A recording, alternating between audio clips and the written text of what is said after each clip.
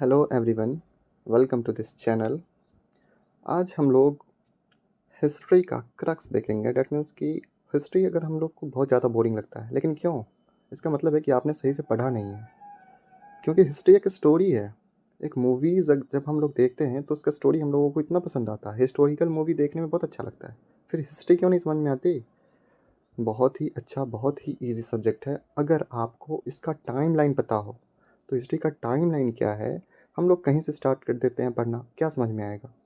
इसका टाइमलाइन सबसे पहले देखिए कि क्या पढ़ना है, क्या सीरीज़ से पढ़ रहे हैं, कहाँ तक हमने पढ़ लिया है, आगे हमें क्या पढ़ना है, ठीक है? थिंकर का व्यू क्या है, इस विषय पे दूसरे थिंकर क्या कहते हैं। हिस्टोरियन मार्क्सवादी होते हैं, राष्ट्रवादी होते हैं, सब अलग अलग व्यू देते हैं एक ही विचार पे, ठीक? तो हम लोग सबसे पहले यही करते हैं ना, टाइमलाइन देख लेते हैं कि हमें पढ़ना क्या है, कैसे कैसे पढ़ना है, और उसी तरह से हम लोग आगे अपना किस तरह से पढ़ना है उसका ये बनाएंगे, ठीक है? तो हिस्ट्री को ये तो सभी लोगों को पता होगा कि इसको 3 भागों में बाँटा गया है। कौन-कौन भाग हैं? एंशिएंट में, मेडिवल में और मॉडर्न में बाँटा गया है, ठीक है? तो सबसे पहले हम लोग शुरू करते हैं ना कि एंशिएंट, कहीं से भी स्टार्ट करने से कोई फ़ायदा नहीं है। पहले देख लेते हैं टाइमलाइन पे है क्या और पढ़ना क्या-क्या है। उसके बाद आगे धीरे-धीरे टॉपिक वाइज़ मैंने अपना नोट्स बना रखा है ना, बहुत सारे क्वेश्चंस उसमें से आ जाएँगे। बेवजह का ज़रूरत नहीं है इधर से उधर से पढ़ने का, ऐसे भी समय कम है। हाँ, हम ये ज़रूर कहेंगे कि अगर पढ़ना है आपको एनसीईआरटी पढ़िए। जितना पढ़ सके पढ़िए, जितना बार पढ़ सके पढ़िए, क्योंकि वो जो है ना लिखा गया है एक विद्वानों के द्वारा लिखा गया है। ऐसे ही कोई गाइड उठा के पढ़ लेने से कोई फ़ायदा नहीं है। बस याद करना पड़ेगा, रटना पड़ेगा। तो चलिए स्टार्ट करते हैं, देखते हैं हम लोग क्या-क्या पढ़ते हैं। पहले टाइमलाइन देख लेते हैं कि अगर हम लोग हिस्ट्री उठाते हैं तो सबसे पहले क्या पढ़ना होता है। देखिए, स्टार्टिंग करते हैं, कहाँ से होती है हिस्ट्री की? एंशिएंट से। 3 भाग है ना, एंशिएंट, मेडिवल, उसके बाद आते हैं मॉडर्न पे। तो इसमें सबसे पहले एंशिएंट में क्या-क्या पढ़ते हैं? एंशिएंट में हम लोग स्टार्ट करते हैं हड़प्पा से, ठीक है? हड़प्पा सभ्यता, इसके बारे में पढ़ते हैं।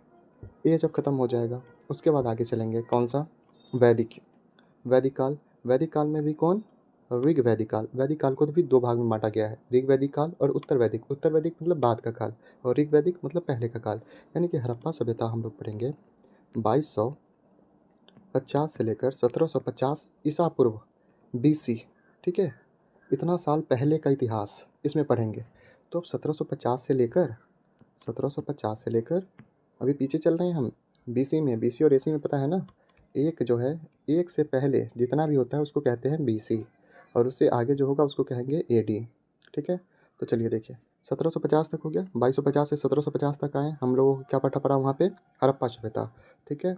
नेक्स्ट उसके आगे क्या चीज़ है? उसके आगे ऋग वैदिक काल। वैदिक काल पढ़ना होगा, वैदिक, और इसमें भी वैदिक में 2 भाग, जैसे एक है ऋग वैदिक, इसको देख लीजिए, एक है ऋग वैदिक और दूसरा है उत्तर वैदिक। उत्तर वैदिक मतलब बाद वाला, ठीक है? उत्तर वैदिक। तो ऋग वैदिक कब से कब तक हो जाएगा? इसमें 1750 से नीचे शुरू करेंगे और 1000 बीसी तक आ जाएंगे। तो यहाँ पे हम लोग को पढ़ने मिल जाएगा क्या? ऋग वैदिक के बारे में पढ़ेंगे, ठीक है? उसके बाद उत्तर वैदिक में 1000 से नीचे चलो, 1000 बीसी से लेकर और आगे आ जाएंगे 500-600 तक, 500-600 बीसी तक, ये हो जाएगा उत्तर वैदिक काल, ठीक है? ये 2 समझ में आया। सबसे पहले हम लोग को हड़प्पा देखना है, उसके बाद पढ़ेंगे हम लोग वैदिक। वैदिक में भी देखेंगे क्या? और ऋग वैदिक, उसके बाद उत्तर वैदिक। कार्यकाल दिमाग में ये रखे रहिएगा, टाइमलाइन जब तक याद नहीं होगा ना, फिर नहीं मज़ा आएगा पढ़ने में। चलिए नेक्स्ट क्वेश्चन, नेक्स्ट आगे देखते हैं कि क्या पढ़ना है। हड़प्पा हो गया, वैदिक हो गया। उसके बाद हम लोगों को 600 के बाद पढ़ना होता है क्या? बौद्धिज़्म और जैनिज़्म। बौद्धिज़्म, बौद्ध धर्म और जैन धर्म। वैसे मैंने बौद्ध और जैन ये दोनों जो बहुत ही इंपॉर्टेंट है टॉपिक, तो मैंने बौद्ध का तो पूरा बना कर रख लिया है, डाल दिया है, आप लोग देख लीजिएगा। और जैन का रही बात, तो जैन का मैंने बना रखा है, डाला नहीं है, उसको उसको भी कंप्लीट करके डाल ही दूँगा, ठीक है? तो इसके बाद हम लोग को 600 तक हम लोग आ गए थे। 600 से लेकर यहाँ पे हम लोगों को पढ़ना पड़ता है लगभग 300 के आसपास तक, बौद्धिज़्म, जैनिज़्म, और इसी बीच में हम लोग को पढ़ना पड़ेगा महाजनपद, महाजनपद काल, ठीक है? महाजनपद में कौन कौन आएगा? जैसे हर्यक वंश के बारे में, शिशुनाग वंश के बारे में, और जो सबसे यहाँ पे कितने थे? टोटल 16 महाजनपद थे। 16 महाजनपद धीरे धीरे धीरे धीरे धीरे संयुक्त होते होते जो बिहार का पटना है पाटलिपुत्र में, यहाँ मगध साम्राज्य बनता है। सारे को जीतते जीतते पूरा क्या था स्टोरी, थोड़ा सा उसको भी देख लेंगे, ठीक है। उसके बाद यहाँ से स्टार्ट होगा कौन, मगध साम्राज्य।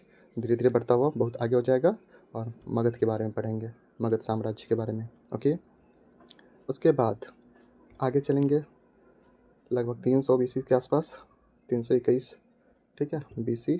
यहाँ से ये जो मौर्य वंश के अंतिम राजा होंगे घनानंद, उसको मार के ये जो चंद्रगुप्त मौर्य है मौर्य वंश की स्थापना करते हैं। तो यहाँ पे हम लोग पढ़ेंगे फिर मौर्य वंश के बारे में 319 से लेकर, ठीक है, पीछे तक आएंगे, मौर्य वंश के बारे में पढ़ेंगे। उसके बाद आगे क्या पढ़ना है हम लोगों को, मौर्य वंश जब खत्म हो जाएगा उसके बाद पढ़ना है मौर्योत्तर काल, ठीक है। मौर्योत्तर कि मौर्य के बाद कौन कौन आए हैं, तो इसमें कौन कौन आ रहा है मौर्य के बाद। इस समय आए हैं हिंद, यवन हो गया, शक हो गया, हिंद, यवन, शक, पहलव, कुषाण, कुषाण में कनिष्क, इसका कार्यकाल कनिष्क का 1 ईस्वी, ठीक है, ये सब पढ़ लेंगे। उसके बाद आगे बढ़ेंगे तो मौर्योत्तर के बाद अब आ जाएंगे गुप्त के बारे में। गुप्त कहाँ से शुरू होगा, 319 अब AD में आ गए हैं, ठीक है, AD में मतलब आगे बढ़ चुके हैं। यहाँ पे पढ़ेंगे हम लोग गुप्त काल के बारे में। गुप्त काल खत्म हो जाएगा उसके बाद देखेंगे गुप्तोत्तर के बारे में, मतलब गुप्त के बाद यानी गुप्त के उत्तर में कौन कौन आया। तो गुप्तोत्तर में जैसे हम लोगों को कुछ समय पढ़ना पड़ेगा, संगम साहित्य के बारे में पढ़ना पड़ेगा, साउथ इंडिया के इतिहास में साउथ में कौन कौन हुआ, चोल चेर पांडे, ये सब के बारे में पढ़ना होगा। इसके अलावे 600 ईस्वी के आसपास में आएंगे तो हर्षवर्धन के बारे में पढ़ना होगा, वर्धन वंश, राजवर्धन, हर्षवर्धन, इन सब की स्टोरी। उसके बाद इसी समय में बंगाल में जाएंगे तो वहाँ पे पाल के बारे में पढ़ना होगा। उसके बाद राष्ट्रकूट के बारे में पढ़ना होगा, राजपूत में राष्ट्रकूट, ये सब, ठीक है। और ये सब जब कंप्लीट हो जाएगा उसके बाद हम लोग बढ़ेंगे मेडिवल के अर्ली मेडिवल फेज़ में। इतना कम से कम हम लोगों को एंशिएंट में पढ़ना है, ठीक, एंशिएंट। और मैं इसको अपने नोट से बनाऊंगा ना तो बहुत ही जल्दी जल्दी कवर कर लूँगा और जो इम्पोर्टेंट है उसी को करूँगा। ऐसा नहीं कि जो भी मन में आया वो सारे पढ़ते जा रहे हैं, कोई फ़ायदा नहीं होगा वैसे फिर, ठीक है। जो इम्पोर्टेंट है उसको मैं एंशिएंट से कंप्लीट कर दूँगा। चलिए उसके आगे बढ़ेंगे तो क्या अर्ली मेडिवल में आएंगे और कौन कौन आक्रमण था, अरबों का आक्रमण। उसके बाद कौन, अरब के आक्रमण के बाद कौन कौन है जो आक्रमण करते हैं, तुर्क, ये लोग कौन कौन आए हैं। उसके बाद आ जाएंगे मेडिवल में, जैसे गौरी का अटैक हुआ वो देखेंगे, महमूद गजनवी का, ठीक। उसके बाद गुलाम वंश की स्थापना होती है, तो यहाँ से आ जाती है हम लोगों को मेडिवल पीरियड शुरू। मेडिवल में आ जाएंगे, एंशिएंट खत्म, मेडिवल, मेडिवल में देखेंगे गुलाम वंश हो गया, ठीक है। इसके बारे में कुछ कुछ इंपॉर्टेंट कोई कोई है जिनके बारे में पढ़ लेंगे। उसके बाद खिलजी वंश हो गया, गुलाम वंश, खिलजी वंश, उसके बाद तुगलक वंश, उसके बाद लोदी वंश, ठीक है। लोदी के अंतिम राजा होगा जिसका नाम है शासक सुल्तान बहलोल ये इब्राहिम लोदी, इसको मारकर बाबर पानीपत की लड़ाई में और मुग़ल साम्राज्य का नींव डालेगा। तो मेडिवल में एक और हम लोगों को पढ़ना पड़ेगा। पहले तो हो गया दिल्ली सल्तनत, ठीक है, जिसमें कि इस सब के बारे में पढ़ेंगे। दिल्ली सल्तनत में गुलाम वंश, खिलजी वंश, ठीक है, तुगलक वंश, लोदी वंश। उसके बाद मुग़ल में आ जाएंगे तो मुग़ल में हमें बाबर, हुमायूं, अकबर, जहांगीर, शाहजहाँ, इन सब के बारे में पढ़ना होगा। जब इन सब का ख़त्म हो जाएगा उसके बाद जो लास्ट इसी के टाइम में, मुग़ल के टाइम में ही अब उधर से दूसरे कौन एक और कंपटीटर आ रहे हैं बाहर से, अंग्रेज़ लोग।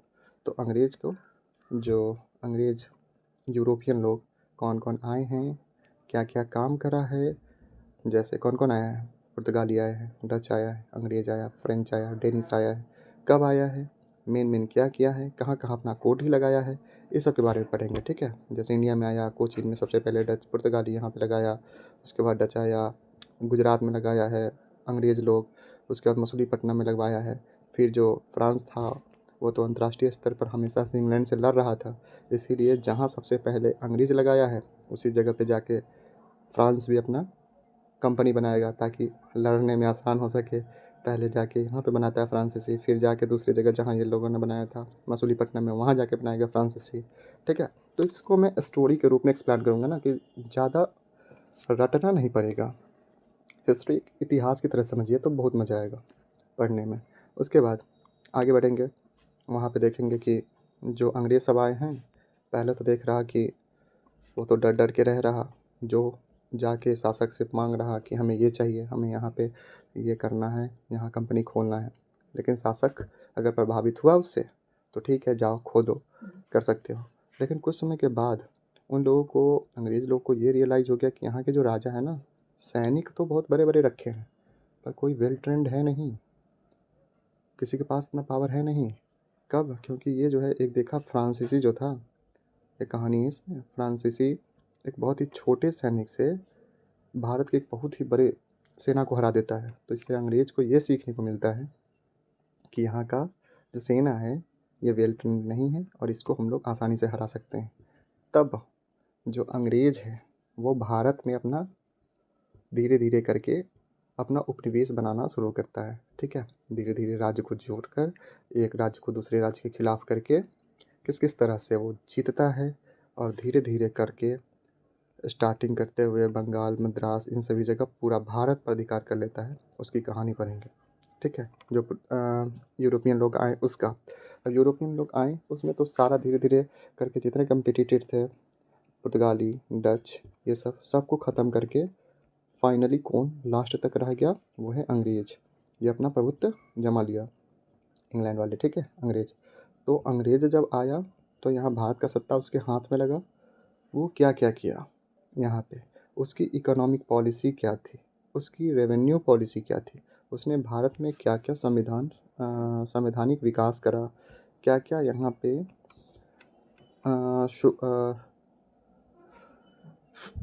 सुधार करा, इस सब के बारे में हम लोग पढ़ेंगे। ठीक है, उसके बाद आगे होके चलेगा जहाँ पे जब भारत वालों को ये लगेगा कि हम लोगों को गुलाम बनाया जा रहा है, हम लोगों के साथ कुछ गलत हो रहा है, तो यहाँ के लोगों में जगेगी राष्ट्रवाद और वहाँ से शुरू होगा इंडियन नेशनल मूवमेंट का काम। इंडियन नेशनल मूवमेंट, और यहाँ से सबसे ज़्यादा क्वेश्चंस पूछे जाते हैं। ठीक है, इंडियन नेशनल मूवमेंट से। तो इसके बाद हम लोग इसमें क्या क्या देखेंगे, जैसे इंडियन नेशनल मूवमेंट में कहाँ से शुरू होगा, स्टार्ट करेंगे हम लोग 1857 से। यहाँ की क्रांति हुई है, इसमें क्या क्या हुआ है, कौन कौन लोग भाग लिए हैं, कहाँ से कौन नेतृत्व किए हैं, कौन सा अंग्रेज़ था जो उसको दबाया है, उसके बारे में पढ़ेंगे। ठीक है, उसके बाद 1887 के बाद डायरेक्टली आ जाएंगे कांग्रेस की स्थापना पर। 1885 में जो कांग्रेस की स्थापना होती है उसमें कौन कौन से लोग शामिल थे, क्यों किया गया था स्थापना, क्या इसका उद्देश्य था। उसके बाद आगे चलेंगे टाइमलाइन पे देखते हुए 1905 में देखेंगे कि क्या हुआ है। ये सब जो है ना एक लैंडमार्क की तरह है यहाँ से। ठीक है, 1905 में क्या क्या देखेंगे कि यहाँ से 1857 से 1885 के बीच में क्या क्या हुआ ये देख लेंगे। 1885 से 1905 के बीच में क्या क्या हुआ ये देखेंगे। उसके आगे फिर आगे चलेंगे 1905 से लेकर जहाँ यहाँ तक जो नरमपंथियों का दौर था वो चल रहा था। उसके बाद इसके बाद से शुरू होता है गर्मपंथियों का दौर, जो कि कुछ समय तक चलेगा, लगभग 1909-10 तक। उसके बाद आएगा 10 के बाद, 1910 के बाद क्रांतिकारी युग, जिसमें क्रांतिकारी लोग सब अपना कुछ कुछ कारनामा करेंगे। ठीक है, इसके बाद आएगा 1915 से गांधी युग, और फिर सबसे ज़्यादा इम्पोर्टेंट, और यहाँ से पूछा जाता है क्वेश्चन सबसे ज़्यादा। ठीक है, गांधी युग से जैसे कि गांधी जी आए उस समय चंपारण सत्याग्रह के बारे में ये सब पढ़ेंगे। उसके बाद 3 आंदोलन हुआ ना, चंपारण, खेरा, अहमदाबाद, ये सब में कौन कौन नेतृत्व किए हैं, कब हुआ है, इसका क्रम पूछ देता है डायरेक्टली क्वेश्चन में। उसके बाद जो महात्मा गांधी का सबसे असहयोग आंदोलन था वो देखेंगे। असहयोग आंदोलन के बाद क्या हुआ, चौरा चौरी कांड के बाद क्यों वापस ले लिया गया, क्यों हुआ, क्या इस पे किस किस ने क्या क्या टिप्पणी करी, जवाहरलाल नेहरू ने क्या कहा, मोतीलाल नेहरू ने क्या कहा। ठीक है, खिलाफत आंदोलन क्या था, और इसी बीच में 1916 में तिलक जी का होम रूल लीग के बारे में पढ़ेंगे, एनी बेसेंट के बारे में पढ़ेंगे। ठीक है, 1920 के आगे बढ़ेंगे तो फिर अब क्रांतिकारी का एक बार और चरण शुरू होगा, जिसमें हम लोग सी आर दास ये लोग जो है सो केंद्रीय मंत्रिमंडल में प्रवेश कर चुनाव जीत कर प्रवेश करते हैं। उसमें क्या क्या कार्य करते हैं इसके बारे में पढ़ेंगे। उसके बाद सी आर दास के बाद जो भगत सिंह थे, इन लोगों ने अपना जो संस्था बनाया था, पहले इंडियन नेशनल आर्मी के बारे में, सॉरी